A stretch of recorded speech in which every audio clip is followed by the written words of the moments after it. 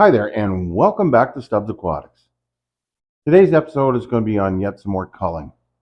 See, if you want really high quality shubunkins, or any fish for that matter, you have to be willing to cull the ones that, just aren't going to cut it.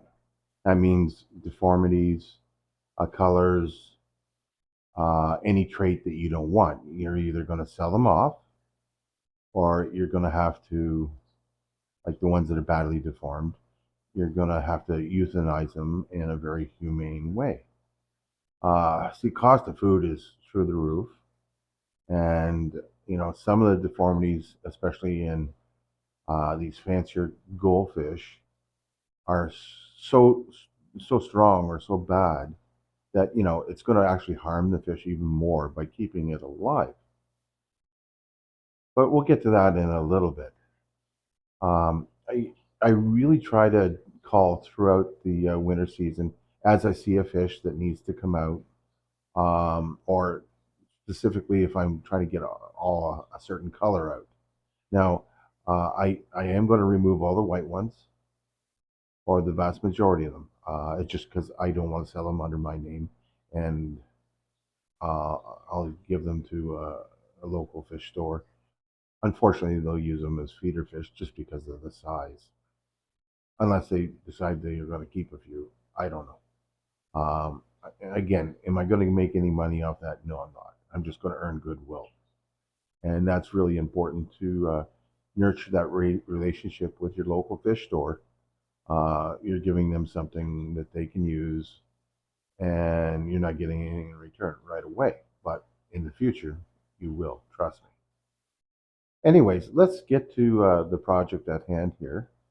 As I said before, I call throughout the season, but this time I'm going to call and look for colors I want, body shapes that I want, and I'm going to find if there's any more deformities. I'm going to use the breeder box. I love this thing. You can get a quick look at them and really look them over without taking them all out. See, if I was calling koi, I'd be outside. They'd be in a big grow areas, and I could sit and go through them individually. It would take me a long time in an aquarium to go through them individually, being that I don't want to net everything out, and I just find it easier this way.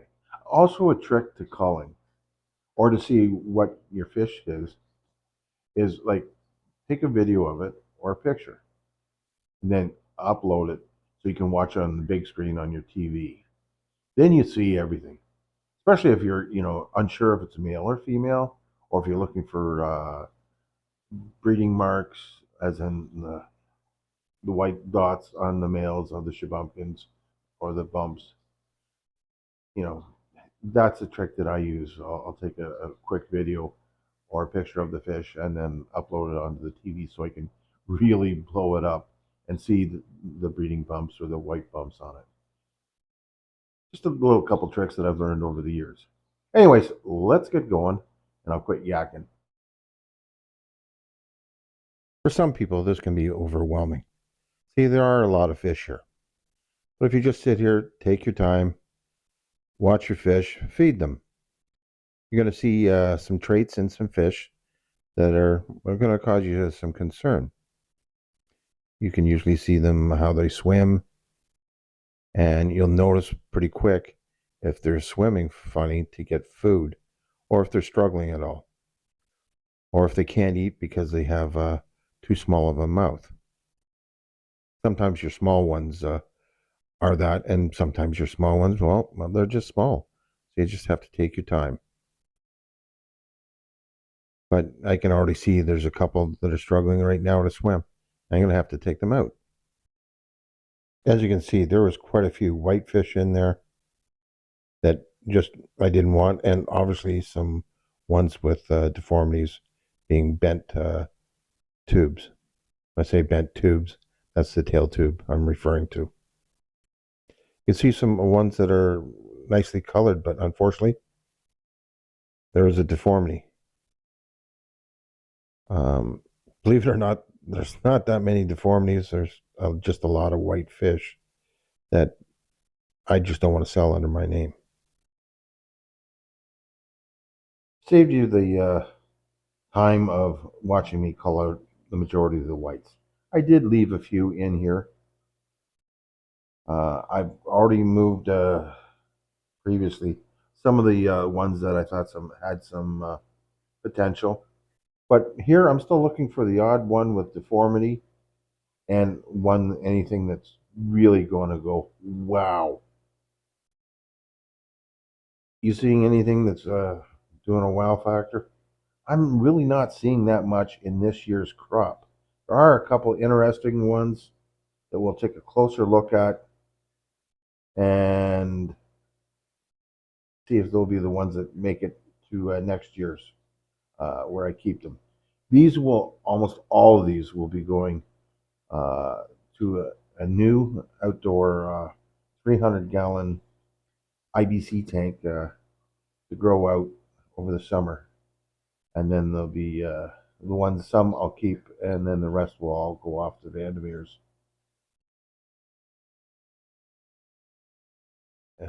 Forever finding a couple more with bent tail tubes, and they got to come out. Look at that bent tail tube. Nice long tail, but the bigger the fish gets, the more problem that fish is going to have swimming. If it was a wild fish, it'd be definitely picked off by a predator. In fact, even in a pond, it's going to get picked off by a predator. Definitely have my glasses on for this. It's a slow, methodical process. Don't really want to take all the plants out yet, if I can help it.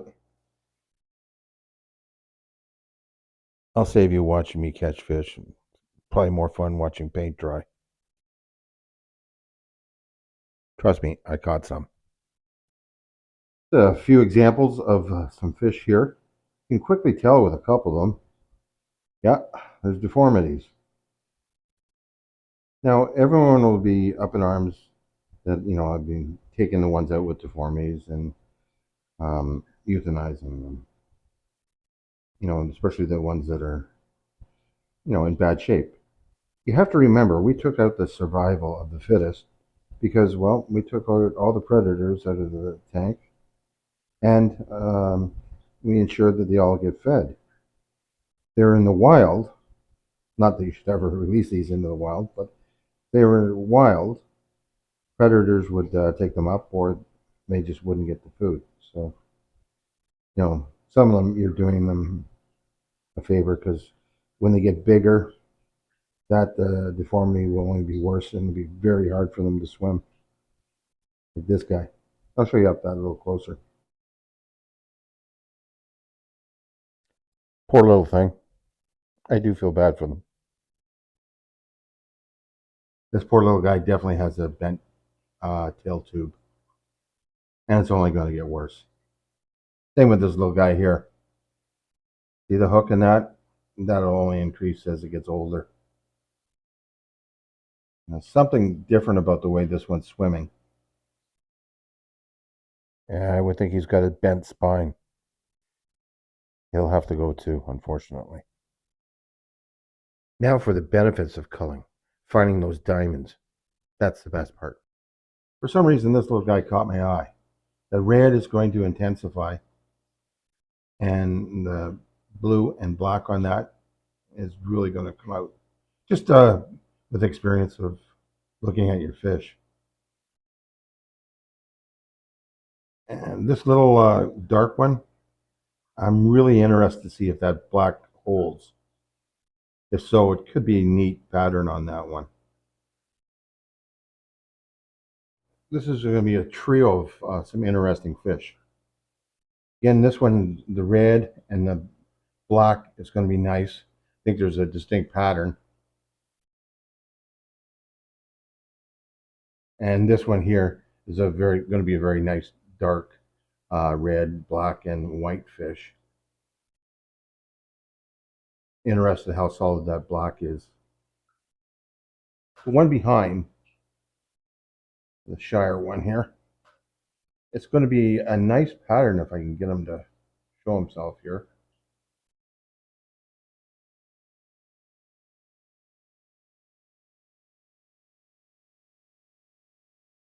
definitely going to be some nice blue in there, and the red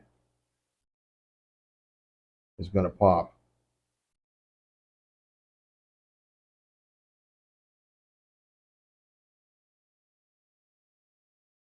Yeah, we'll definitely be keeping these ones for a little bit. Hit the brakes there. That's definitely a call that I missed. These ones are questionable. They're interesting. There's a distinct possibility that that one is a real diamond in the rough. I'm really unsure where the patterns are going to go on this. They're either going to go all over the place, just like this one swims, or they're going to be beautiful. They definitely will be blue, and they'll have some pattern in them. This one may here turn into something nice. I can get them to slow down or calm down for a second. That red is really going to intensify, and that could be a real nice strong black or a deep blue. Definitely a possibility of a diamond there. I'm keeping these guys back because I think the red, their white, and their black are going to be nice. I'm really unsure on the bigger one on the pattern, but these other three smaller ones, I think the pattern's going to be great. I think the coloring is going to be awesome. There's some really nice markings on that one in particular. The the lines where it stops and starts is going to be great. The white, they're going to be excellent.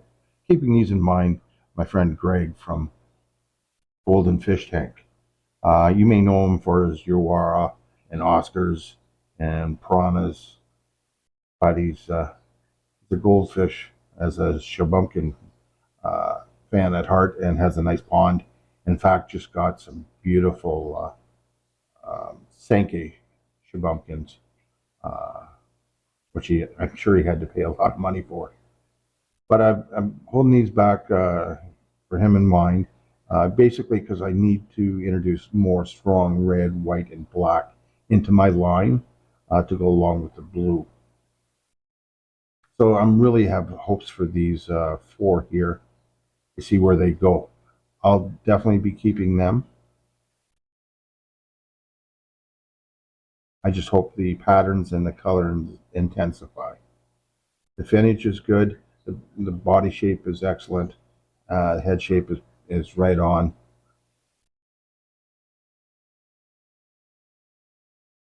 I've saved probably the two of the better ones for the last.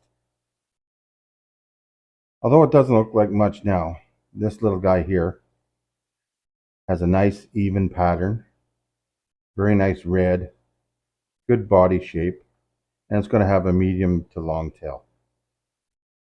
And get him here to settle down.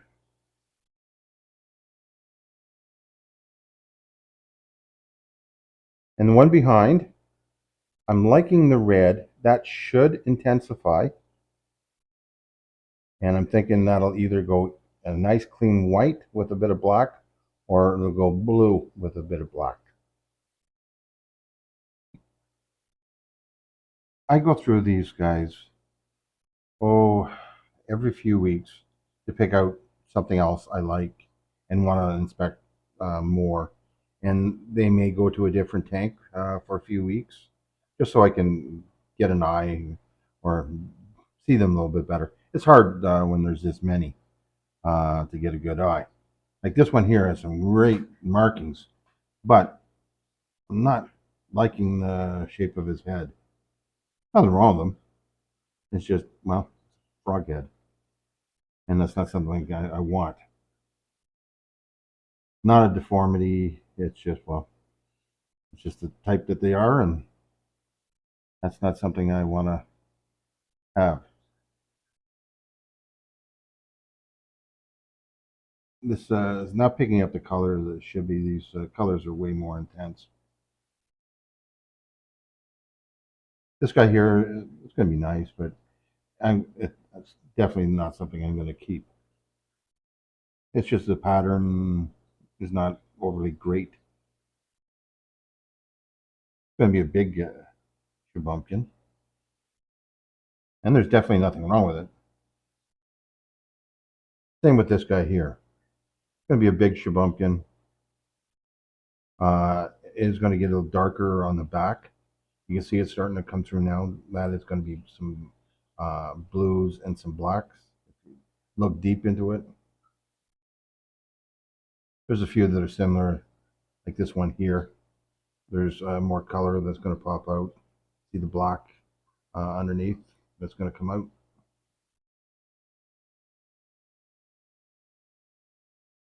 It's really hard to tell at this age, for the most part, what's going to be what. For the ones that already have really nice patterns or finish, they're easy to tell. Some people are going to ask, well, why do your fish get deformities? Well, when you breed a certain type of fish, they're more apt to get deformities.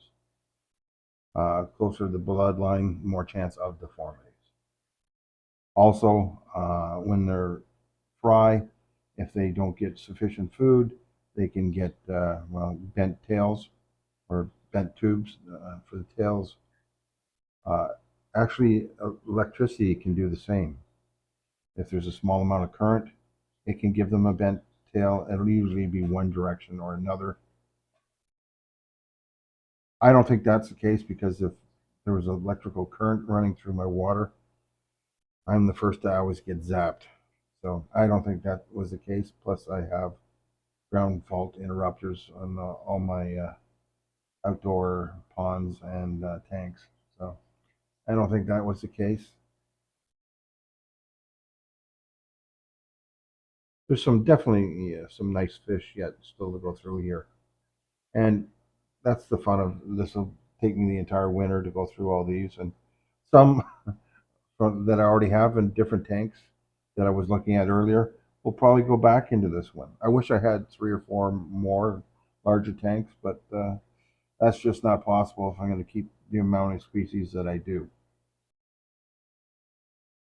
You may have seen some of these guys earlier. These guys are in a 15-gallon tank, and they're doing rather well. Some obviously are better than others. Something caught my eye in each and every one of these. Uh, some I have bigger hopes for than others.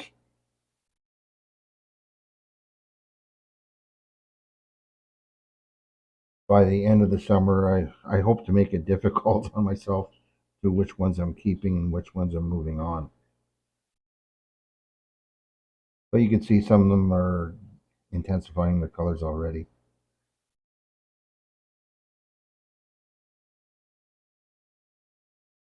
This is a pretty simple setup. Got some natural plants, got a sponge filter, and I really need to add a little bit more filtration if I'm going to add some more fish and I want some growth over the winter. There, that's a little better. A little more filtration never hurts. That's got foam and bioballs in there. The red, black, and white ones, or the Sankey ones, will be going into my barb shubunkin tank. Now, many of these larger rosy barbs and some of the small ones will be being moved off in a matter of a couple of days. I'll be going to a local fish store. I'm going to keep the young ones and that are in here, as in young barbs, and breed those up in a year or two. Or I may just get rid of all my rosy barb line, but that's get difficult because they are a beautiful fish. And they get along so well with every other fish in here. They're the least aggressive barb that I know, other than, well, even cherry barbs are more aggressive than these guys.